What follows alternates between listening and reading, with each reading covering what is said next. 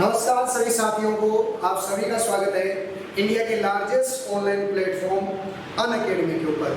दोस्तों, आज की क्लास बहुत बेहतरीन होने वाली है क्योंकि आप सभी को पता है कि हाल ही के अंदर चंद्रयान 3 लॉन्च किया जा चुका है। लेकिन एक बात बताओ, चंद्रयान 3 तो लॉन्च हो गया, वो तो चला गया और अपने मिशन के अंदर भी सफल हो जाएगा। लेकिन वो अपने को क्या सवाल दे गया, वो बहुत महत्वपूर्ण बात है। एक एक बात को आराम से सुनेंगे, एक एक बात को आराम से ऑब्जर्व करेंगे। क्लास में सारे डाउट क्लियर हो जाएंगे। मतलब अगर आपने इस क्लास को देख लिया तो चंद्रयान टॉपिक का किसी भी एग्जाम में एक भी प्रश्न गलत नहीं होगा, ये वादा है मेरा। इसके बाद इस क्लास के बाद आपको 5 प्रश्न में होमवर्क के लिए दूंगा। उन 5 प्रश्नों का जवाब भी आपको कमेंट बॉक्स में देना है, इसलिए पूरी क्लास को ध्यान से पढ़ना ताकि उन 5 प्रश्नों का आंसर आप बिना देखे दे पाओ। क्लियर बच्चों? चलो अब अपन वीडियो को स्टार्ट करते हैं एकदम शानदार तरीके से। सभी का स्वागत है, सभी का अभिनंदन है। आप पढ़िए, मैं कमेंट बिल्कुल भी नहीं पढ़ूंगा, आप बस पढ़िए, आराम से अपनी तैयारी बच्चे मुकाम तक पहुंचाइए। आइएगा बच्चों, देखिएगा सभी बच्चे।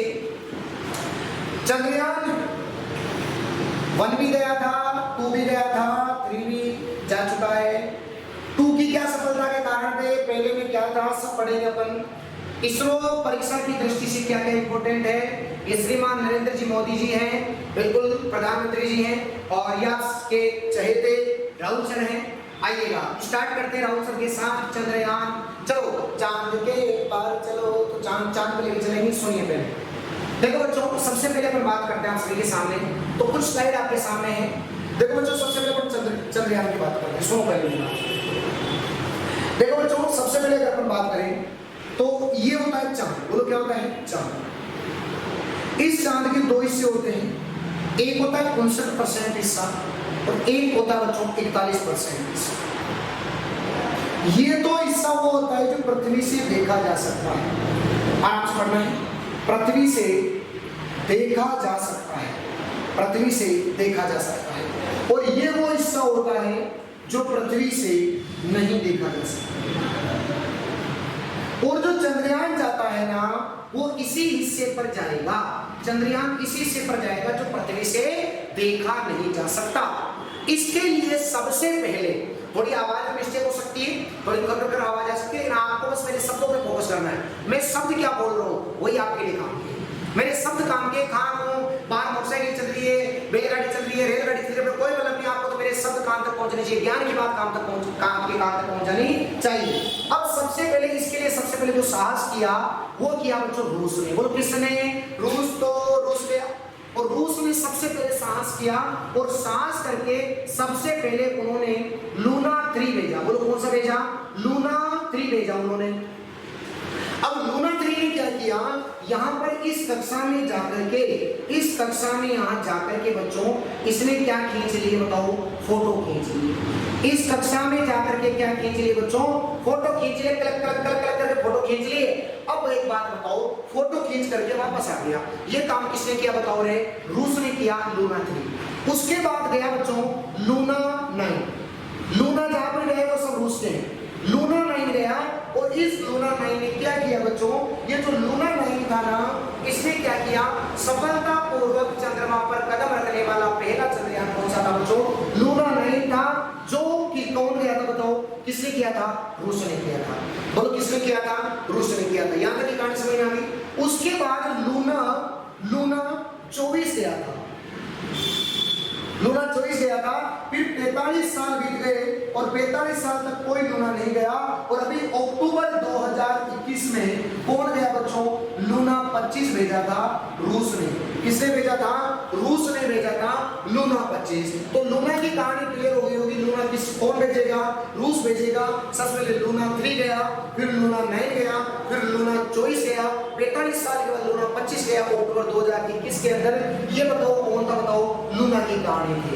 अब अपन बात करते हैं अमेरिका के बारे में। बोलो किसके बारे में? अमेरिका के बारे में बच्चों बात कर लेते हैं। किसके बारे में बात कर लेते हैं? अमेरिका के बारे में अपन बात कर लेते हैं। अब तो सुनो मेरी बात को। अगर मैं अमेरिका की बात करूं तो जो अमेरिका है, इन्होंने एक मिशन भेजा अपोलो 11। बोलो कौन सा भेजा? अपोलो 11। ये अपोलो 11 क्या था? ये स्टार्ट हुआ बच्चों 16 जुलाई को। बोलो कब स्टार्ट हुआ? 16 जुलाई को स्टार्ट हुआ और भाई साहब आप ताजुब मानोगे 20 जुलाई को पहुंच गया। मतलब इसमें ये 4 दिन में ही पहुंच गया। कितने दिन में? 4 दिन में पहुंच गया। कि गुरुजी ये 4 दिन में पहुंच गया तो दूरी क्या होती है? पृथ्वी की और चंद्रमा की दूरी क्या होती है? चंद्रमा ये अमेरिका 4 दिन में पहुंच गया। तो मैंने कहा भाई देखिए ये चंद्रमा है। कौन सी माह है ये? चंद्रमा। और यहाँ पर बच्चों मैंने बोल दिया पृथ्वी। बोलो क्या है ये? पृथ्वी। एक जगह चंद्रमा है और एक जगह क्या है? पृथ्वी है। तो मैंने कहा भाई इनके बीच में दूरी कितनी होती है गुरुजी कि आराम से पहुंच गया? तो याद रखना बच्चों,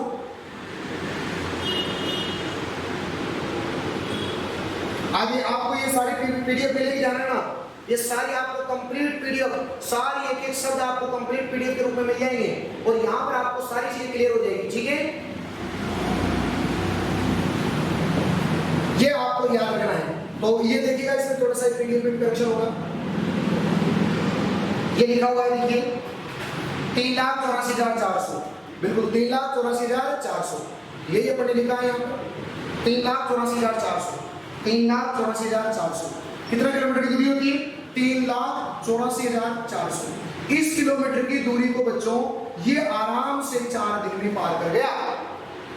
और इसके अंदर जो सबसे पहले वाले का नाम था, उसका नाम था नील आर्मस्ट्रॉन्ग। ये स्ट्रॉन्ग था बच्चों, इसीलिए इसने चंद्रमा पर पहला कदम रखा। तो याद रखना नील आर्मस्ट्रॉन्ग सबसे पहले व्यक्ति थे जिन्होंने चंद्रमा पर कदम रखा था। एक और थे यहाँ पर, 3 गए थे बेसिकली। कितने गए थे? 3, जिनमें से एक का नाम और था जिसका नाम था माइकल। ये क्या थे बच्चों? ये क्रू ड्राइवर थे। वो कौन ड्राइवर थे? क्रू ड्राइवर थे। और इनका अभी कोरोना के कारण इनका क्या हो गया था बच्चों? निधन हो गया था। कोरोना के कारण इनका निधन हो गया था। मात्र कितने वर्ष की उम्र में बच्चों? 92 वर्ष की उम्र में। अभी तक आपको चंद्रयान तक मैंने नहीं भेजा है, अभी अपने चंद्रयान तक पहुंचे ही नहीं है। अभी तक अपन केवल कहानी को समझ रहे हैं। ये सबसे पहले रूस था, एक देश था। लूना 3 भेजा, लूना 9 भेजा, लूना 24 भेजा, फिर 45 साल आराम किया, फिर लूना 25 भेजा अक्टूबर 2021। बात करें फिर अमेरिका की, तो अमेरिका ने अपोलो 11 भेजा। अपोलो 11 भेजने से इनको चंद्रमा पर पहला चंद्रयान था जो पहुंच गया। अपोलो 11 अमेरिका गया था, सबसे पहले अमेरिका गया था। और नील आर्मस्ट्रॉन्ग पहले व्यक्ति थे। क्रू ड्राइवर का नाम माइकल था। ये कोरोना के कारण 92 वर्ष में मृत्यु हो गई। 4 दिन में ये अमेरिका यहाँ से पहुंच गया था और 3,84,400 किलोमीटर की दूरी उन्होंने महज 4 दिन में ये कंप्लीट कर दी। अब अपनी बात चलती है चंद्रयान फर्स्ट की। भाई बात समझना ध्यान से। चंद्रयान अपना पहला गया, फिर चंद्रयान सेकंड गया, फिर अपना चंद्रयान थर्ड गया। ठीक है बच्चों, अभी तो चंद्रयान थर्ड तो चल ही रहा है। ठीक है बच्चों, चंद्रयान थर्ड तो चल ही रहा है। एक चंद्रयान सेकंड गया था और एक कौन गया था बच्चों? चंद्रयान फर्स्ट गया था। इनकी कहां से बात है मैं पहले आपको बता देता हूं। ठीक है, पहले तो मैं आपको चंद्रयान फर्स्ट दिखाता हूं ना, ताकि आपको देखते तो और अच्छा क्लियर होगा। चंद्रयान फर्स्ट दिख जा, खुल जा सेम सेम। चंद्रयान फर्स्ट कहां है? ये रहा, देखो तो ये था आपका चंद्रयान फर्स्ट। दिख रहा होगा आपको स्क्रीन पे। ये आपको क्या करता हूं? चंद्रयान फर्स्ट था। चंद्रयान फर्स्ट की बात ये थी कि केवल इसमें ऑर्बिटल भेजे गए थे। केवल क्या भेजे गए थे? ऑर्बिटल। ऑर्बिटल क्या होते हैं? ऑर्बिटल वो होते हैं जो चारों तरफ घूमते हैं। वो क्या करते हैं? चारों तरफ घूमते हैं, चारों तरफ घूमते, अंदर कोई नहीं जाएगा, बाहर घूमता जाएगा, घूमता जाएगा। तो वो क्या कहलाते हैं बच्चों? ऑर्बिटल। यहाँ पर लैंडर का और रोवर नहीं भेजे गए थे चंद्रयान फर्स्ट के अंदर, केवल क्या भेजे गए थे बच्चों? ऑर्बिटल भेजे गए थे। अब चंद्रयान सेकंड के अंदर ऑर्बिटल भी गए थे, लैंडर भी गए थे जो 3 गए थे, आगे बताऊंगा मैं, और रोवर भी गए थे। कौन गए थे बच्चों? रोवर भी गए थे। ऑर्बिटल क्या करता था? चारों तरफ घूमता था, घूमता है, फिर घूमते घूमते फिर लैंडर लैंड करता है। लैंडर क्या करता है बच्चों? लैंड करता है। लैंडर क्या करता है? लैंड करता है। अब लैंडर लैंड कर गया, लैंड करने के बाद उससे रोवर निकलता है और रोवर निकल के चारों तरफ घूमता है। गुरुजी चारों तरफ घूमता है तो क्या रोवर में पहिए होते हैं? जी हाँ, जी हाँ। रोवर के अंदर क्या लगे होते हैं बच्चों? पहिए लगे होते हैं। रोवर के अंदर क्या लगे होते हैं? पहिए लगे होते हैं और वो सारी तरह से घूमता है। अब क्या हुआ था चंद्रयान सेकंड के अंदर? क्या हुआ था कि ऑर्बिटल घूम रहे थे, ऑर्बिटल घूम रहे थे, लैंडर लैंड हो गए। अब उसके बाद लैंडर लैंड होने वाला था, लैंडर लैंड होने वाला था, लेकिन क्या हुआ था कि जो अपना इसरो था ना, वो उसकी स्पीड को कंट्रोल नहीं कर पाया, उसकी स्पीड को कंट्रोल नहीं कर पाया, और वहां सॉफ्ट लैंडिंग होनी थी, लेकिन वो क्या हो गया बताओ, हार्ड लैंडिंग हो गया। हार्ड लैंडिंग का मतलब होता है ठप उड़ाने गिर गया। कैसे गिर गया? डब से गिर गया, और इस वजह से वो अपना 50% तो सक्सेस हो गया था, क्योंकि वहां तक पहुंच तो गया था अपना चंद्रयान। लेकिन मैंने बताया कि सॉफ्ट लैंडिंग होनी थी, लेकिन हो क्या गई बताओ, हार्ड लैंडिंग हो गई। इस वजह से मैं आपको बताऊं कि अपना वो 50% सक्सेस रहा था, और 50% क्या रहा था बच्चों, अनसक्सेस रहा था। ये आपको ध्यान रखना है, ये चंद्रयान फर्स्ट है और ये चंद्रयान सेकंड है। इसके अंदर आपको मैं बताऊंगा पीएसएलवी, इसके अंदर जीएसएलवी, आपको बताएंगे जीएसएलवी एम के थर्ड था, इसमें पीएसएलवी था।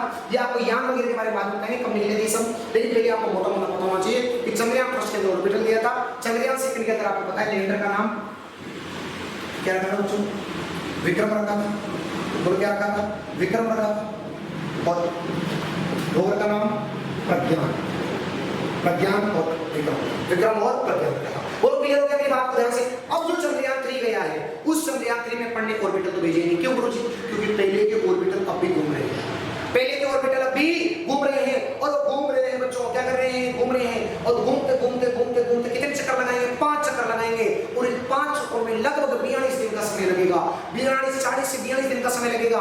5 चक्कर करने के बाद फिर वो प्रवेश करेगा कहां पर बताओ, अंदर की ओर प्रवेश करेगा। कहां की ओर प्रवेश करेगा? अंदर की ओर प्रवेश करेगा, और फिर उसके बाद आपको पता है लैंडर लैंड करेगा, रोवर निकलेंगे, और उस प्रकार अपनी जानकारी आपको मिलेगी। आगे बताऊंगा कि अंदर जाने के बाद कौन कौन से पार्ट खुलते हैं, आगे चंद्रयान 3 जब पढ़ाऊंगा तो भी बताऊंगा। बात क्लियर है यहाँ तक? और मोटी मोटी बात क्लियर हो गई गुरुजी।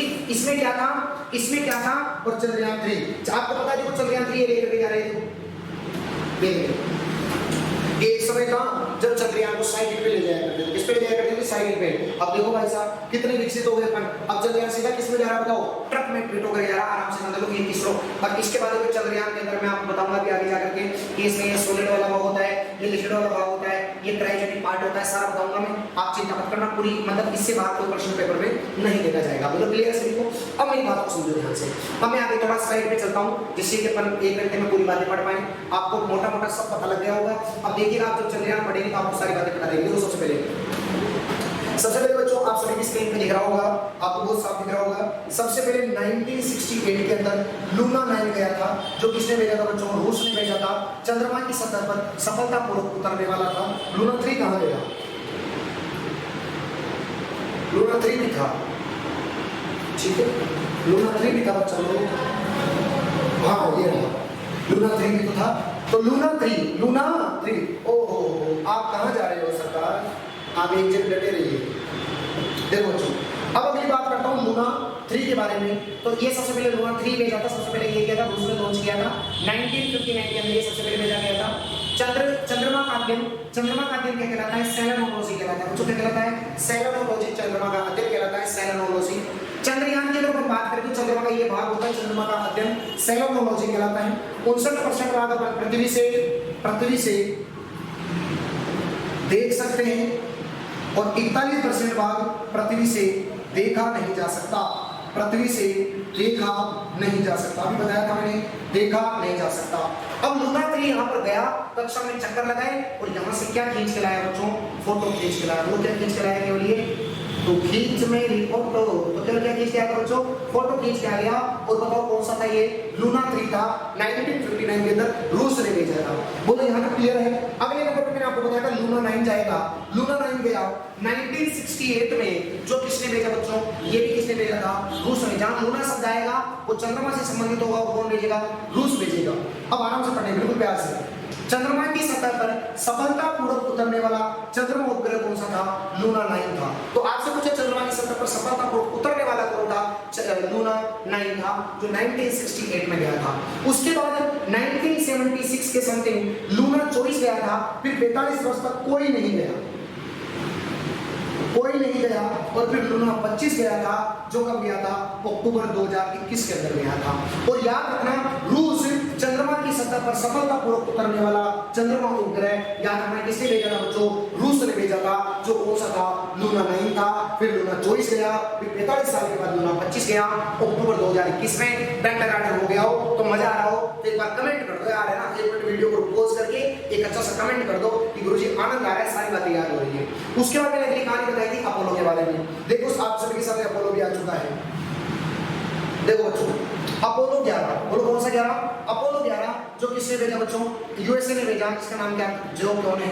अमेरिका है। और मैंने आपको बताया था कि 16 जुलाई 1969 को गया था और 20 जुलाई को 1969 मतलब 4 दिन में ही यह आप वहां पर पहुंच गया था। ये कल हमने क्या कर गया था बच्चों? प्रवेश कर गया था कल 20 जुलाई 1969 को, मात्र 4 दिनों के अंदर। और इसके अंदर देखो मैंने नाम बताए थे आपको, 3 गए थे, 2 के नाम आपको याद रखने। सबसे पहले का नाम है नील आर्मस्ट्रांग।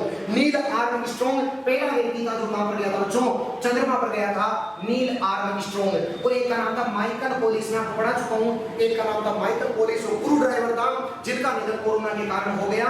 92 वर्ष की उम्र में 2021 के अंदर कोरोना के कारण इनका निधन हो गया। जो क्या थे बच्चों? क्रू ड्राइवर थे। और पृथ्वी से लेकर के सूर्य की मध्य की दूरी 3,84,400 किलोमीटर की दूरी को मात्र अमेरिका ने 4 दिनों में ही कंप्लीट कर लिया था। 16 जुलाई को गए, 20 जुलाई को कक्षा में प्रवेश कर गए। ये अपोलो 11 मिशन था बच्चों। बोलो क्लियर हो गया? रूस के लूना मिशन समझ में आ गए। अपोलो मिशन अ से अपोलो, अ से अमेरिका आपको समझ में आ जानी चाहिए। अब अपन चलते हैं चंद्रयान फर्स्ट की ओर। फोटो में आपको दिखा चुका हूं चंद्रयान फर्स्ट का। अब मैं आपको इसको पढ़ाता हूं। देखो बच्चों, मैंने आपको मोटी मोटी बातें सारी बता दी थी, आपको याद भी हो गया होगा। आइएगा चीजों को बेहतरीन बनाते हैं। देखो बच्चों, चंद्रयान फर्स्ट आपका आ चुका है। सतीश धवन स्पेस स्टेशन श्रीहरिकोटा तमिलनाडु से उतरा है। वहां से निकला था कि कहां से? सतीश धवन स्पेस स्टेशन श्रीहरिकोटा तमिलनाडु से निकला था। यह भारत का पहला अंतरग्रह मिशन था। बिल्कुल राइट है। अंतरग्रह मिशन का मतलब दूसरे ग्रह पर जाने वाला, दूसरे ग्रह पर जाने वाला ये पहला ग्रह था। ये पहला भेजा गया तो ग्रह पर जाने वाला अंतरग्रह मिशन था। कब गया था? 22 अक्टूबर, डेट याद होनी चाहिए। 22 अक्टूबर का गया था बच्चों। कब गया था? 22 अक्टूबर 2008 को गया था और 8 नवंबर को ये कक्षा में प्रवेश कर चुका था। याद रखना, 22 अक्टूबर को गया था और 8 नवंबर को ये पहुंच गया था। 22 अक्टूबर को गया, 8 नवंबर को ये पहुंच गया। लेकिन किस्मत खराब थी अपनी। और यहां पर याद रखना, 29 अगस्त 2009 को अपना इससे संपर्क टूट गया। नहीं तो अगर संपर्क नहीं टूटता तो चंद्रयान फर्स्ट के बाद ही अपना काम हो जाता।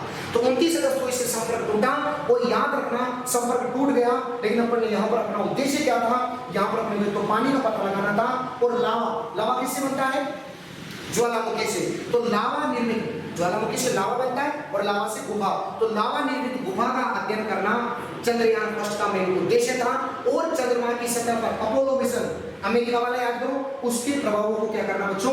अध्ययन करना कि वहां पर उसके प्रभाव है या नहीं है। तो अपोलो 11 4 दिन में पहुंच गया तो उसके प्रभावों का अध्ययन करना अपना उद्देश्य था। पानी का पता लगाना, लावा निर्मित गुफाओं का, ये यहाँ पर आपको चंद्रयान फर्स्ट के द्वारा देखा गया। और मैंने आपको पहले बताया कि इसमें क्या भेजे गए हैं? ऑर्बिटल भेजे गए हैं। और ऑर्बिटल क्या काम करेगी बच्चों? केवल मात्र घूमने का काम करते हैं ऑर्बिटल। और इसके जो यान का नाम था वो नाम था बच्चों PSLV-C11। यान में आपको बताओ, यानों में बहुत सारे बच्चों को डाउट रहता है। मैं यान के बारे में एक बार बता दूं आपको।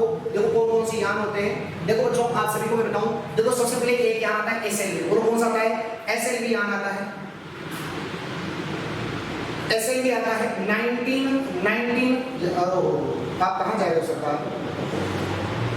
रुकिए थोड़ी देर। देखो ये जो 1979, उसके बाद इसके अंदर बच्चों याद रखना नॉन ऑफ छोड़ दिए जाएंगे। तो यहाँ पर देखो ASLV आता है 1987 के अंदर। PSLV जो भी बता रहा था चंद्रयान फर्स्ट के अंदर 1994। फिर GSLV आएगी 2001 में। फिर GSLV-M के थर्ड जो 2010 में था। RLV 2016 में लॉन्च हुआ। और SSLV जो अभी 2023 में, ये याद रखना, इसे बोलते हैं बच्चों small satellite launch vehicle.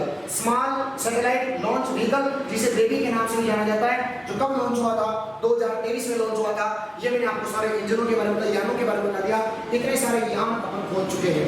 SLV जो था 1979 में, इस यान के अंदर जो SLV 1979 था, इस यान के अंदर APJ अब्दुल कलाम आजाद, APJ अब्दुल कलाम आजाद जी का बहुत अहम योगदान था बच्चों। इस 1979 के अंदर SLV जो बनाया था, इसके अंदर APJ अब्दुल कलाम आजाद जी का बहुत योगदान था। आपको मैं बता चुका हूं। देखो SLV जो 1979 के अंदर APJ अब्दुल कलाम आजाद की अहम भूमिका थी। ये दिख रहे हैं आप सभी के सामने APJ अब्दुल कलाम आजाद साहब। और इनको भी याद रखना बच्चों, भारत का मिसाइल मैन कहा जाता है। क्या कहते हैं इनको? मिसाइल मैन कहा जाता है। इनको क्या कहा जाता है? मिसाइल मैन कहा जाता है बच्चों। इनको क्या कहा जाता है? Missile man. और इस प्रकार आप जो दूसरी फोटो देख रहे हैं ये कल्पना चावला जी की है, जो अंतरिक्ष में जाने वाली पहली भारतीय मूल की महिला थी। याद रखना ये कौन थी? कल्पना चावला थी। सेकंड नंबर पर अगर आपको याद कराया जाए तो वो कौन थी? सुनीता जी थे। और अगर पुरुष की बात करें तो कौन थे? राकेश शर्मा थे। कल्पना जी जो चावला जी जो थे वो 16 जनवरी 2003 को यहाँ से गए थे और 1 फरवरी को जब वापस आ रहे थे तो उनका प्लेन क्रैश हो गया और उसके कारण उनकी दुखद मौत हो गई। तो ये कल्पना जी चावला थे, सेकंड नंबर पर सुनीता जी थे और राकेश शर्मा जी पुरुष थे और इनको मिसाइल मैन कहा जाता है। और एसएलवी जो कब बनाया गया? 1979 बनाया गया। इसमें इनका बहुत बड़ा योगदान था। आपको तो विज्ञान के क्षेत्र में बहुत बड़ा इनका योगदान था। मैं थोड़ा सा टॉपिक से भटक गया था, लेकिन मैंने आपको बताना जरूरी था बीच के अंदर कि जब यान आ गए तो यान के बारे में जानकारी अपने को होनी चाहिए। मुझे विश्वास है कि आपको मेरी कहानी आपको समझ में आई होगी। तो मैंने यान भाई यान शब्द आ गया तो यान को क्लियर करो ना यार साथ के साथ, ताकि उनको दिक्कत नहीं आए, है कि नहीं? आगे बढ़ो। अब देखो ये यानों के बारे में क्लियर हो गया। तो यान का नाम क्या था? PSLV C11 नाम था। PSLV C11 यान का नाम था। और पहले के समय जो थे उनका नाम क्या था? जी माधवन नायर। बच्चों याद रखना, जी माधवन नायर। ये प्रथम के समय थे। सेकंड के समय जो थे उनका नाम था बच्चों के सिवान। बोलो क्या नाम था? के सिवान नाम था, जो पढ़ाऊंगा मैं भी। और जो थर्ड के समय जो भी है चंद्रयान थर्ड के समय उनका नाम है सोमनाथ। क्या नाम है उनका? सोमनाथ जी का नाम है। तो तीनों के नाम याद रखना, माधवन नायर, के सिवान, सोमनाथ। और याद रखना बच्चों जो के सिवान जी है ना, इन्हें रॉकेट मैन कहा जाता है। के सिवान जी को क्या कहा जाता है? रॉकेट मैन कहा जाता है। याद रखना मेरी बात को, क्या कहा जाता है?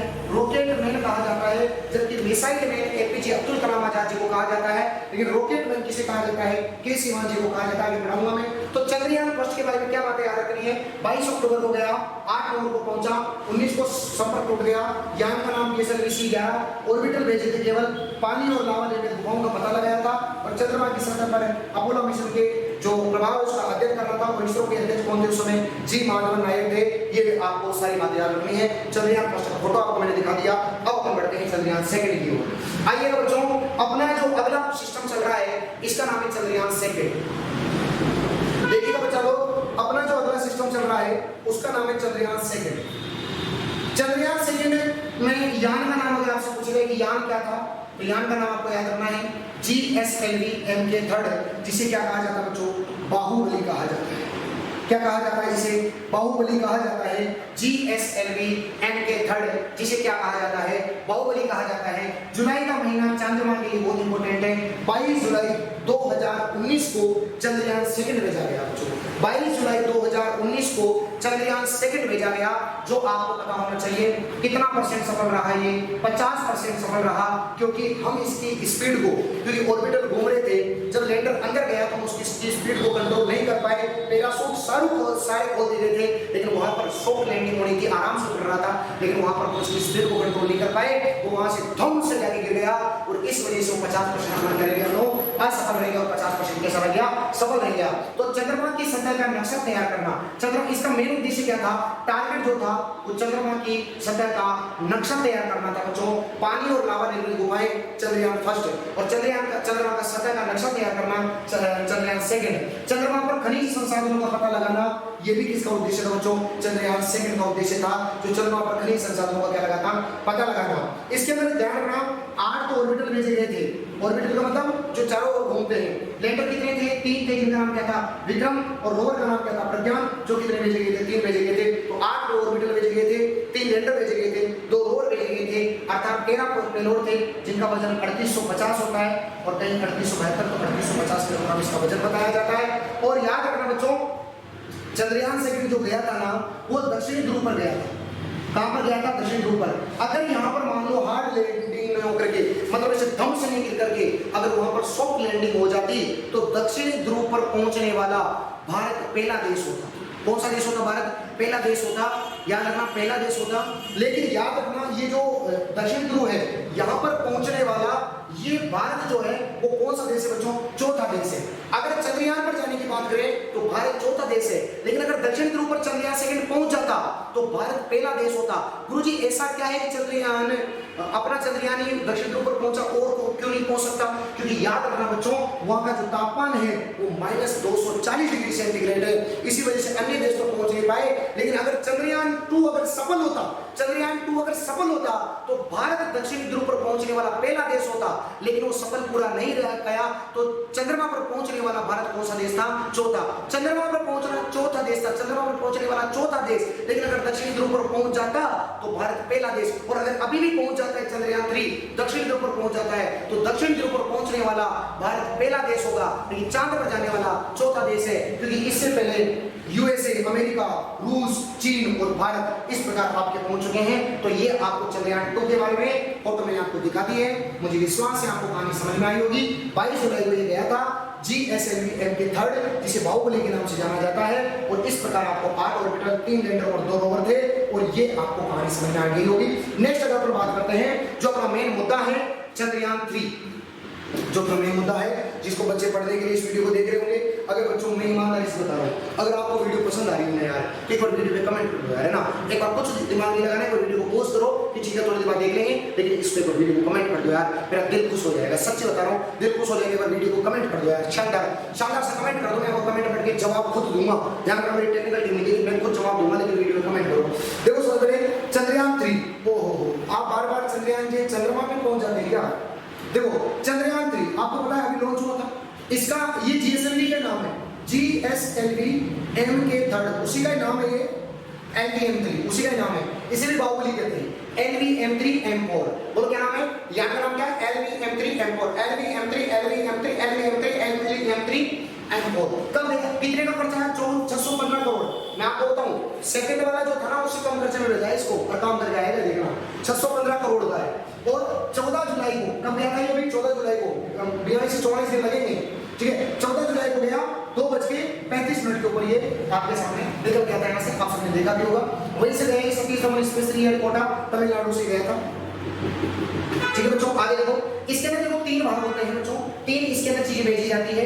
देखो सबसे पहला होता है propulsion mode, propulsion mode module क्या होता है बच्चों? याद रखना, लगभग पहले इसका वजन देख लो, पहले सुनो मेरी बात। अगर मैं बात करूं बच्चों, मैं चंद्रयान 3 दिखाता हूं पहले, फिर उसको आपको क्लिक करवाऊंगा, है ना। देखो 3 भाग होते हैं। सबसे पहले जो ऊपर वाला होता है प्रोपल्शन मोड होता है, उसके बाद लैंडर होता है उसके अंदर, और उसके अंदर फिर लैंडर फिर रोवर। तो याद रखना बच्चों, मैं आपको बताऊं, मैं आपको पूरी एक बार बता देता हूं। देखो प्रोपल्शन मॉड्यूल क्या होता है? वो स्पेसशिप को बाहर वाला जो आपने देखा होगा ना आगे का तीखा हिस्सा, वो जो तीखा हिस्सा जो उसको उड़ाने वाला होता है, वही होता है प्रोपल्शन मॉड्यूल। प्रोपल्शन मॉड्यूल क्या होता है? जो उसको उड़ाने वाला होता है। स्पेसशिप को आगे का जो तिकोना हिस्सा होता है जिसको उड़ाने वाला होता है, वो होता है प्रोपल्शन मॉड्यूल। 2128 किलोग्राम का कहीं। उसके बाद दूसरा होता है लैंडर, जो लैंड करता है। लैंडर जो क्या करता है बच्चों? लैंड करता है। याद रखना, लैंडर क्या करता है बच्चों? लैंड करता है, जिसकी लाइफ कितनी होती है? 1 लूनार डे होती है, मतलब पृथ्वी के 14 दिन, 14 अर्थ डे, मतलब पृथ्वी के 14 दिन और 1 लूनार डे। और 1 लूनार डे के बराबर किसका होता है बच्चों? एक लैंडर का जीवन काल होता है। पावर कितनी होती है बच्चों? 738 वाट होती है। वो 1 BHP के बराबर, 1 BHP का मान है 735.5 वाट, ठीक है बच्चों। अगर रोवर की बात करूं तो रोवर का लाइफ वही 1 लूनार डे 14 वाट डे के बराबर होता है। और पावर कितनी वाट होती है? 50 वाट इसकी पावर होती है, मतलब थोड़ी पावर इसकी कम होती है, रोवर की पावर कम होती है। मैं आपको बताऊं बच्चों, ऑर्बिटल चारों ओर घूमते हैं।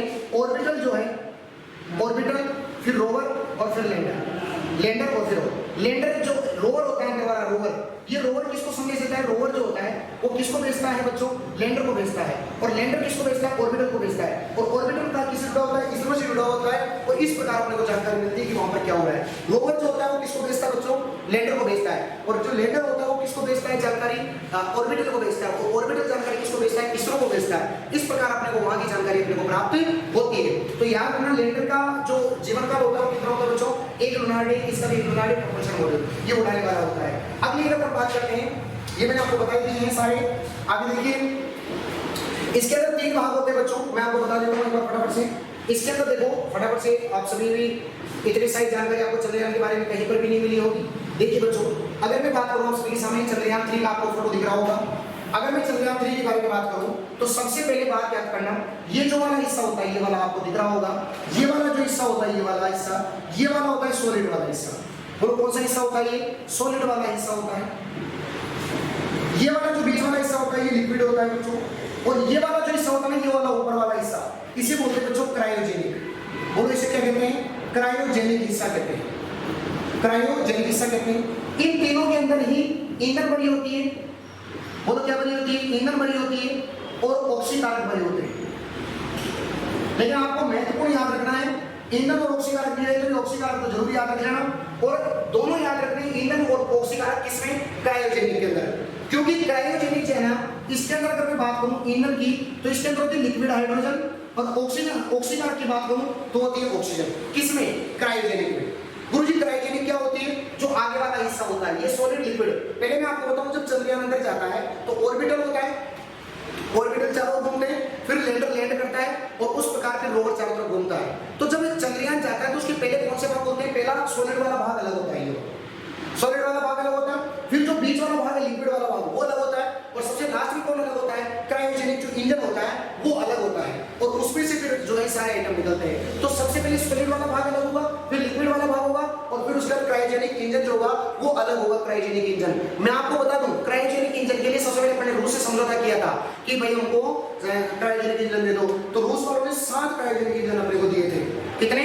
7। और भाई साहब अपन ने उनकी ऐसी कॉपी मारी ना कि 2014 के अंदर स्वदेशी इंजन बना लिया, और बाद में तो अपन ने एक इंजन और बनाया था CE20। ये क्रायोजेनिक इंजन पूरे विश्व का सबसे शक्तिशाली इंजन है अपना, ये CE20। आगे बताऊंगा ये पूरी कहानी। तो मेरे हिसाब समझ में आ गया, पहले सॉलिड बोलता है, फिर लिक्विड बोलता है, फिर क्रायोजेनिक इंजन बोलता है। कौन बोलता है? Cryogenic engine, cryogenic engine. तो देखो बात क्या है, मैं आपको समझा देता हूं, यहां तक पहुंच गए थे। देखो प्रणोदक और क्रायोजेनिक स्टेज कितनी होती है? 3 होती है। सबसे पहले ठोस, मैंने बता दिया सॉलिड, लिक्विड और क्रायोजेनिक होती है। ठोस के अंदर देखो ईंधन क्या होता है? HTPM होता है, हाइड्रोक्सिल टर्मिनेटेड पॉलीब्यूटाइन। याद नहीं रखना, याद रख जाए तो इतना याद कर लेना, HTPM हाइड्रोक्सिल टर्मिनेटेड पॉलीब्यूटाइन। उसके बाद ऑक्सीकारक कौन होता है? अमोनियम परक्लोरेट होता है। ऑक्सीकारक कौन होता है? अमोनियम परक्लोरेट होता है। लिक्विड की अगर मैं बात करूं तो इसमें ऑक्सीकारक याद रखना, ईंधन याद रखने की जरूरत नहीं है, ऑक्सीकारक याद रखना, और ऑक्सीकारक भी 2 याद रखने हैं, क्योंकि एक तो इसमें होती है लोअर स्टेज, एक होती है अपर स्टेज। लोअर स्टेज के अंदर होता है नाइट्रोजन पेरोक्साइड, और लोअर स्टेज के अंदर होता है नाइट्रोजन पेरोक्साइड, और अपर स्टेज में होता है नाइट्रोजन के ऑक्साइड, नाइट्रोजन के ऑक्साइड। तो अपर में होता है नाइट्रोजन ऑक्साइड और लोअर में होता है नाइट्रोजन पेरोक्साइड। याद रखना, अपर में नाइट्रोजन ऑक्साइड और लोअर के अंदर नाइट्रोजन पेरोक्साइड, और इसके अंदर अमोनियम परक्लोरेट। तो ये तो अगर याद भी नहीं रखो तो बस केवल जानकारी के लिए, ये बात महत्वपूर्ण नहीं है आपके लिए। लेकिन महत्वपूर्ण अगली स्लाइड वाली बात है जो अपने को अगली देखो, क्रायोजेनिक स्टेज। देखो ध्यान से समझो, आपको बहुत बड़ा दिख रहा होगा। देखो सबसे पहले क्रायोजेनिक स्टेज की बात करें बच्चों, ईंधन कौन क्या मैंने आपको बताया था, तरल हाइड्रोजन होती है, लिक्विड हाइड्रोजन होती है, -253 सेंटीग्रेड तापमान पर रह सकती है। ऑक्सीकारक कौन होता है? तरल ऑक्सीजन होती है, -183 डिग्री सेंटीग्रेड तापमान पर रह सकती है। क्रायोजेनिक इंजन के लिए अपन ने 1993 में रूस से समझौता किया, और 7 क्रायोजेनिक इंजन, कितने? 7 अपन ने वहां से लिए थे। और याद रखना 1994 के अंदर, तो 1994 93 में लिया, 94 के अंदर तमिलनाडु के महेंद्रगिरी पहाड़ी के ऊपर अपने प्लांट स्थापित कर दिया, और 2014 में स्वदेशी इंजन बना लिया साहब। जो ऐसा करने वाला भारत 6वां देश था। कौन सा देश था? भारत 6वां देश था। और इसरो ने याद रखना CE20 जो दुनिया का सबसे शक्तिशाली इंजन बना दिया। किसने? बताओ, इसरो ने। तो धन्य है वो इसरो, धन्य है वो देश जहां पर आप देखिए 1993 में अपने समझौता किया, 94 में अपने प्लांट लगाया, और CE20 2001 बना दिया, और दुनिया का सबसे शक्तिशाली इंजन बना दिया। बात क्लियर होगी बच्चों? ये मेरी बातें आपको क्लियर हो रही होगी। इसकी PDF आपको बिल्कुल टेलीग्राम चैनल के ऊपर मिल जाएगी, आपको उस पर पिन कर दिया जाएगा, let's clear Rajasthan exam Telegram channel के ऊपर। आगे देखिए बच्चों, और ये अपन बात पढ़ी चुके हैं, भारत पर जाने वाली अंतरिक्ष में जाने वाली पहली महिला कल्पना चावला, उसके बाद सुनीता जी और राकेश शर्मा याद रखना है। एपीजे अब्दुल कलाम मिसाइल में, और रॉकेट में याद रखना, रॉकेट में किसको कहा जाता है? के सिवान को कहा जाता है। रॉकेट में किसे कहा जाता है? के सिवान को कहा जाता है, जो सेकंड चंद्रयान के समय थे के सिवान। और अभी कौन थे?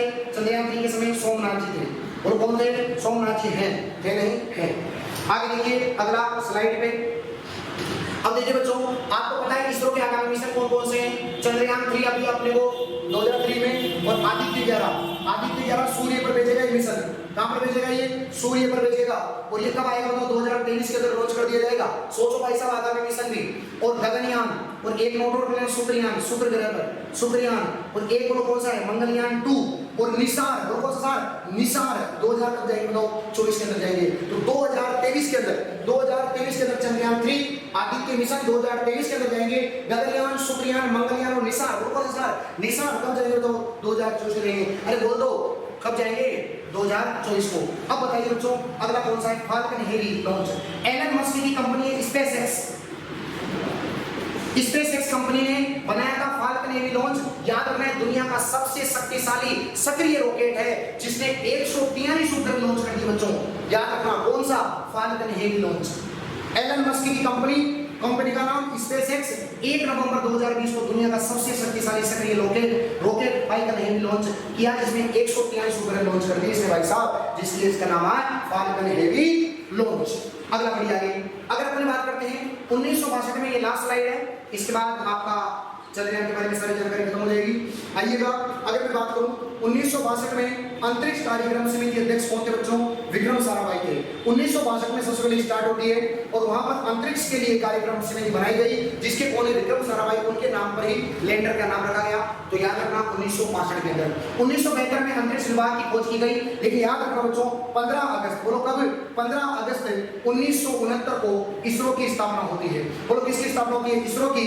और इसरो का हेडक्वार्टर कहां पर है? बेंगलोर में। और डीआरडीओ का हेडक्वार्टर कहां पर बच्चों? दिल्ली में। और डीआरडीओ की स्थापना हुई 1958 में। तो याद रखना 1969 में इसरो की स्थापना हुई, 1958 में डीआरडीओ की स्थापना हुई। इसरो का बेंगलोर में है जबकि डीआरडीओ कहां पर? दिल्ली में है। और इसरो की जो है आपको पता है अभी कौन है? सोमनाथ जी हैं। और डीआरडीओ के कौन है? समीर वी कामत है बच्चों। कौन है? समीर वी कामत अभी अध्यक्ष है डीआरडीओ के। कौन है? समीर वी कामत अध्यक्ष। कौन है? समीर वी कामत है। बाबा एटॉमिक रिसर्च याद रखना कब इसकी कब की गई स्थापना? 1954 के अंदर की गई बच्चों। याद रखना 1954 के अंदर गई विक्रम, बिल्कुल। तो बाबा एटॉमिक रिसर्च सेंटर 1954 याद रखना 1954 भारत की, 1958 डीआरडीओ की और 1969 इसरो की स्थापना की गई 15 अगस्त 1969 को। इसरो का हेडक्वार्टर बेंगलोर में है, डीआरडीओ का दिल्ली में है। समीर वी कामत है, याद रखना समीर वी कामत है। और उसके इसरो के कौन है बच्चों? सोमनाथ जी हैं। और इस प्रकार आपको मैं और बता दूं कि जो अपना चंद्रयान 3 गया है वो इस बार अगर दक्षिण ध्रुव पर उतर जाता है तो दक्षिण ध्रुव पर उतरने वाला, याद रखना पहुंचने वाला भारत पहला देश होगा और चंद्रयान पर जाने वाला चौथा देश अपना भारत है। तो याद रखना दक्षिण ध्रुव पर पहुंच जाएगा। अभी जो चंद्रयान 3 है वो 5 चक्कर लगाएगा। कितने चक्कर लगाएगा बच्चों? 5 चक्कर लगाएगा। वो कितने चक्कर लगाएगा बोलो? 5 चक्कर लगाएगा। इस प्रकार आप देख लीजिए, यहाँ पर बता चुका हूँ चंद्रयान 3 के बारे में। चंद्रयान 3 है 86 में, मतलब कहाँ पहुंचना है उसको तो आपको बता दिया था मैंने, मून पर पहुंचना है। और ये इसकी वेबसाइट वगैरह है। वजन है 3900 किलोग्राम। इसके अंदर मैंने आपको बता दिया प्रोपल्शन मॉड्यूल होता है, लैंडर होता है, रोवर होता है, लॉन्च के लिए जीएसएलवी MK3 होता है। उसके बाद एक लूनार डे, पीरियड ऑफ, ये सारा लिखा है 14 अर्थ डे के बराबर। ये सारी बातें मैंने आपको पढ़ा दी है। इस प्रकार ये अपना जा रहा था। और अभी अपना जो चंद्रयान 3 है वो कितने चक्कर करेगा? तो 5 चक्कर करेगा और उसके बाद फिर चंद्रमा में प्रवेश करेगा। कितने चक्कर? 5 चक्कर, जिसमें लगभग बिल्कुल 40 से 45 दिन का समय लगेगा। 5 चक्कर देखिए आप स्क्रीन इस प्रकार देखिए चंद्रयान है। और ये 1 चक्कर, 2 चक्कर, 3 चक्कर, 4 चक्कर और 5 चक्कर करेगा। इंटीग्रेटेड मॉड्यूल फेज ये आप सभी को देख रहे होंगे। और 5 चक्कर करने के बाद चांद के अंदर प्रवेश कर जाएगा। मुझे विश्वास है कि आपको ये वीडियो बहुत अच्छे से पसंद आया होगा। और पसंद आया तो वीडियो को एक बार लाइक, कमेंट और शेयर कीजिए। बच्चों आपके लिए 5 प्रश्न मैं लेकर के आया हूँ। फटाफट प्रश्नों के आंसर आपको कमेंट बॉक्स में करना है। और कमेंट बॉक्स में करना तो है ही सही करना है, इसके अलावा एक अच्छा सा कमेंट और करना है जिससे कि मोटिवेशन मिले। वीडियो कैसा लगा ये जरूर बताना मुझे। सारी बातें आपको समझ में आ गई? इतनी जानकारी लाया हूं बच्चों, आप देख लेना किसी यूट्यूब चैनल पर इतनी जानकारी नहीं है। एक बार फटाफट कमेंट करिए। आंसर आपको कमेंट बॉक्स में करने हैं। चंद्रयान प्रथम कब लॉन्च किया गया? पहला प्रश्न, चंद्रयान प्रथम कब लॉन्च किया गया? पहला, दूसरा, तीसरा, चौथा, पांचवा। 5 प्रश्न है, पांचों आंसर बताने। चंद्रयान प्रथम कब लॉन्च किया गया? दूसरा प्रश्न, कौन से चंद्रयान ने अपोलो मिशन के प्रभावों का अध्ययन किया? तीसरा प्रश्न, चंद्रयान 2 में लैंडर का नाम क्या था? चौथा प्रश्न, क्रायोजेनिक इंजन में ईंधन का नाम क्या था? पांचवा प्रश्न, रॉकेट मैन किसे कहा जाता है, किन्हें कहा जाता है? तो इस प्रकार आपको ये वीडियो पसंद आई होगी मित्रों। मैं आपसे नेक्स्ट वीडियो के अंदर मिलूंगा इसी उमंग और जोश के साथ। बस आप इसी प्रेम प्यार बनाए रखना। जय हिंद, जय भारत, राधे राधे, राम राम। थैंक यू साहब, थैंक यू।